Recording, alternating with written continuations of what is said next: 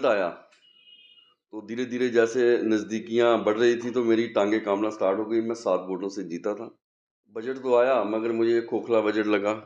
आश है, लोगों को बड़ी सारी उम्मीदें थी, इन्होंने लोगों से वादे सालों किए में थे। तो उम्मीद भाजपा से भी लगाई थी डेली वेजर्स ने कि शायद कुछ हो पाए पॉसिबिलिटी, तो पर भाजपा ने भी तो कुछ नहीं किया इस बार। भाजपा ने एलजी एडमिनिस्ट्रेशन का भी दौर रहा, वो भी चाहते तो डेली वेजर्स के लिए सोच सकते थे। देख रहे हैं आप और मैं हूं आपके साथ मुस्कान। इस समय एमएलए सुरेंद्र कुमार जी हमारे साथ मौजूद हैं मर्द से। फिलहाल क्या कुछ ये इस समय की सूरत हालों पर कहते हैं, क्या कुछ वोट डालते हैं और किस तरह राजनीति में आना हुआ, इन तमाम चीजों पर जानकारी इनसे हासिल करेंगे। सर बहुत बहुत स्वागत है आपका। बहुत बहुत धन्यवाद बहन जी। सर जानना चाहेंगे आपसे कि राजनीति में कदम किस तरह रखा आपने, क्या सोचा कि किस तरह से आपका फ्यूचर इस लाइन में हो सकता है? आ, जब से होश संभाला था तो तभी से भाजपा का जो दामन थामा था तो भाजपा के साथ ही चलते रहे। 2008 की बात करूं मैं तो तब मेरे को ऑफिस सेक्रेटरी बनाया गया। पार्टी में अलग अलग ओहदों पे रहे। 2011 में जाके पंचायत का जो मेरी शुरुआत हुई, पंचायत का मैंने चुनाव लड़ा। पंच बन के उभरे लोगों के काम किए 5 साल।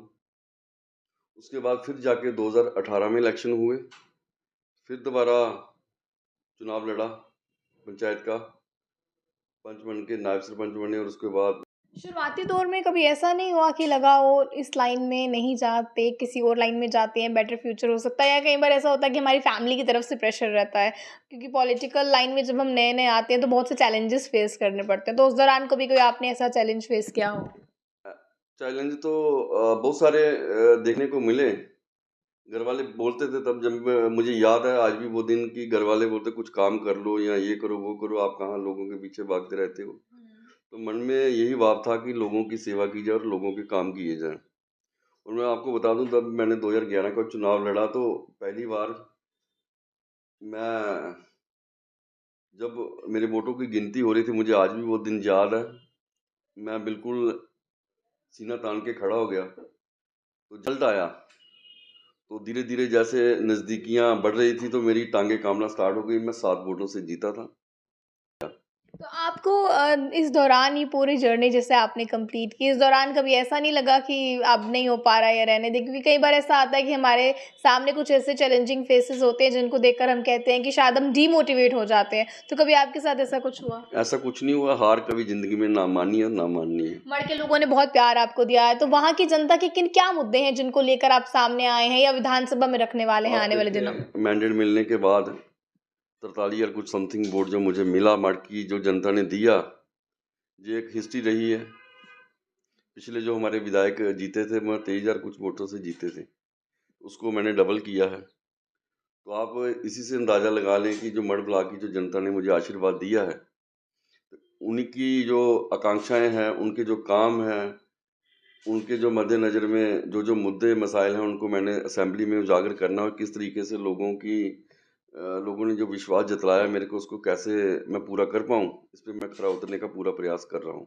तो अभी फिलहाल विधानसभा की बात कर लेते हैं। आपने देखा कि भाषण भी रहा इस दौरान, बजट भाषण की बात करें, उस दौरान भी बहुत सी बातें उमर सरकार ने रखी हैं इसमें। तो आप किस तरह से देखते हैं, क्या जो बजट पेश किया गया है, उमर सरकार ने अपना पहला बजट पेश किया, तो इस दौरान आपको लगता है कि सभी बातें सही हैं या इनमें कुछ ना कुछ बदलाव होने की ज़रूरत थी या हो सकते थे?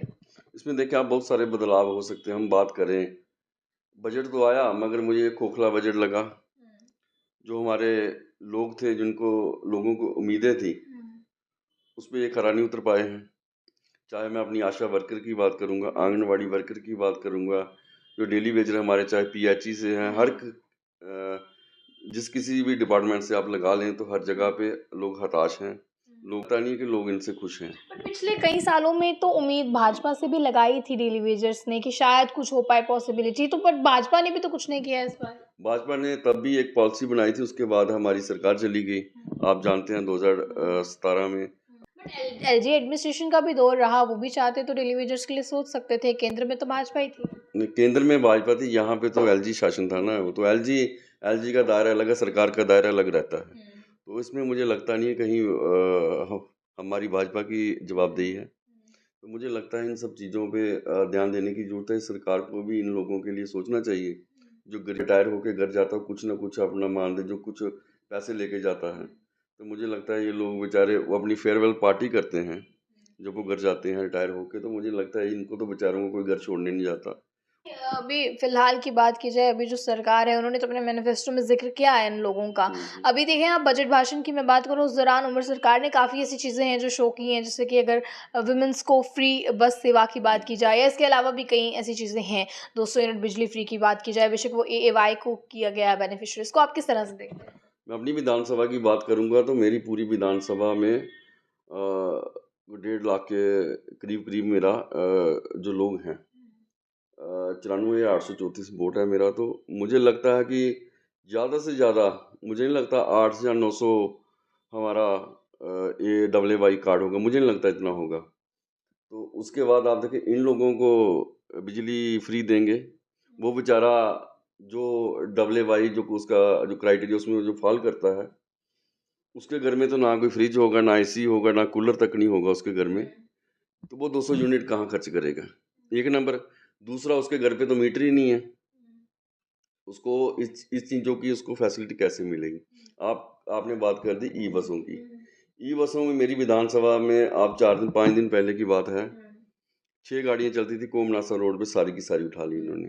अब मौजूद है, ये बसें सब वहाँ नहीं चल रही हैं आपकी? मेरी विधानसभा में सिर्फ 4 गाड़ियाँ चल रही हैं। तो कोमनासा रोड टोटली खाली है।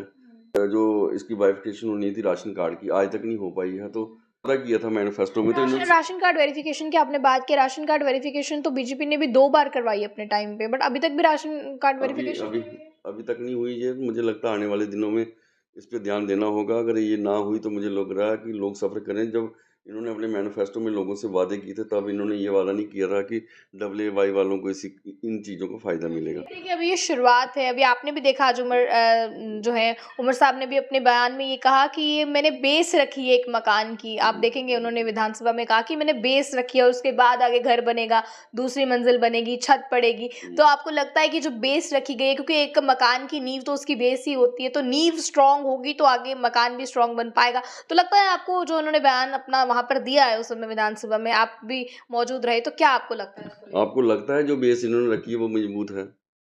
अगर बेस ही रखनी होती तो पहले जो हमारे डेली वेजर थे उनकी कुछ उनका भी सोचते। जो हमारे PHS होल्डर थे राशन कार्ड, उनका भी कुछ सोचते, धीरे धीरे उनको भी साथ ले लेते। इसका मुद्दा उठाया गया वहाँ पर, डेली वेजर्स को लेकर बहुत बातें हुई, बीजेपी ने भी रखी। बीजेपी ने कहा कि आप डेली वेजर्स को पक्का क्यों नहीं कर रहे हैं? तो इस पर उनका बयान आया है कि अब डेली वेजर्स 10 साल से आपके दरवाजे के बाहर थे, आपने भी डेली वेजर्स के लिए कुछ नहीं किया, तो उस पर आपका क्या? हमारी ही सरकार थी जब लोगों को 500 रुपये मिलता था, आज उनको 9,000 रुपये या 9300 रुपया उनका भी ये कहना है कि हमारी सरकार थी जब हमने डेली वेजर्स को लगाया था। किनकी एनसी की बात करें, लगाया उन्होंने था, मगर लोगों को देते क्या थे? 500 रुपया। आज 9,000 9,500 के करीब उन लोगों को मिल रहा है। तो मुझे लगता है कि इन सब चीज़ों पर ध्यान देने की जरूरत है। अगर किया है तो वो भाजपा ने किया है, इन लोगों ने क्या किया है? इन लोगों ने खाली खोखले वादे किए हैं। बीजेपी ये कह रही है कि जो इन्होंने अपने बजट सेशन के दौरान जिन स्कीम्स का जिक्र किया है वो सारी केंद्र की स्कीम्स हैं, चाहे लाडली बेटी की बात करें, लखपति दीदी योजना की बात की जाए, बेटी बचाओ बेटी पढ़ाओ, ये तमाम स्कीम्स केंद्र की हैं, जिसे कॉपी पेस्ट किया गया है। उसी पूरे बजट को फिगर आउट करके यहाँ वहाँ करके जो है वो पेश किया गया है। तो आप किस तरह से देखते हैं? इस चीज़ को लेकर भी बहुत हल्ला जो है वहाँ पर देखने को मिला। वो तो सारी जनता ने देखा हुआ है, सारे लोग, हम भी बाहर फील्ड में निकलते हैं, लोग भी यही कह रहे हैं कि सेम एज इट कॉपी उसी को इन्होंने पेस्ट करके और वही सामने रख दिया है। बहुत बहुत शुक्रिया हमारे साथ जुड़ने के बहुत बहुत धन्यवाद बहन जी। लिए। चलिए, फिलहाल हमारे साथ जो है वो बातचीत करने के लिए आज के खास प्रोग्राम में जो है वो मौजूद रहे हमारे स्पेशल गेस्ट। फिलहाल आम जनता जितने भी इस खबर को देख रही है, पर क्या कहना है या क्या राय, इस पर आपकी अपनी राय को रखिएगा कमेंट बॉक्स में। ज़्यादा जानकारियों के लिए आप लोग देखते रहें अर्ली टाइम्स। मुझे कैमरा पर्सन गुलशन को दीजिए इजाज़त। जय हिंद।